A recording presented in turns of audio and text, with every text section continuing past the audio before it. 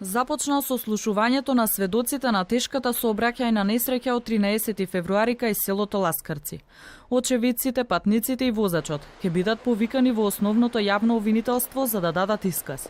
Во обвинителството се и сите записници и фотографии од МВР, направени на местото на несреќата.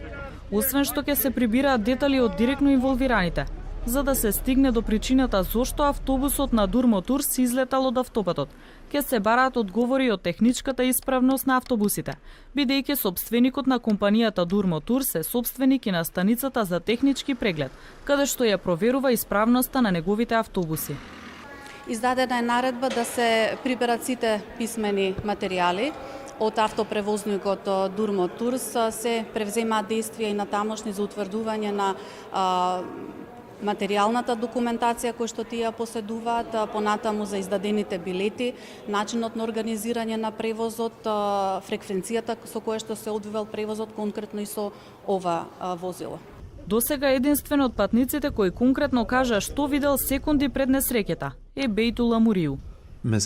Бев на третото седиште. Станав на нозе, реков да не заспа возачот случајно или нешто се случило. Го видов возачот цврсто го држеше воланот, сакав да одам кај него да го држам правецот, но тогаш изгуби правец и отиде во друга лента. На Карил и градската општа болница 8 септември се уште има патници кои се во критична состојба, но од вкупно 24 пациенти на скопските клиники, 5 мина во текот на утрешниот ден одат на домашно лекување поради подобрување на здравствената состојба. Инаку оние тројцата кои што се во оддело за интензивно лекување, да кажеме, едниот е во добра состојба, тоа е момчето 15 годишното кој што е сосема добро, стабилно и веројатно уште некој ден и ќе биде префрлан на одделите за абдоминална хирургија. Другите двајца се оние пациенти кои што беа од самиот почеток на механичка вентилација со приоритетната неуротраума.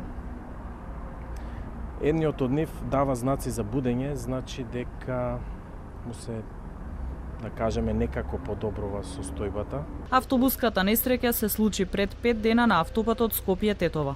Животот го загубија 15 лица, а најмладата жртва имаше само 19 години.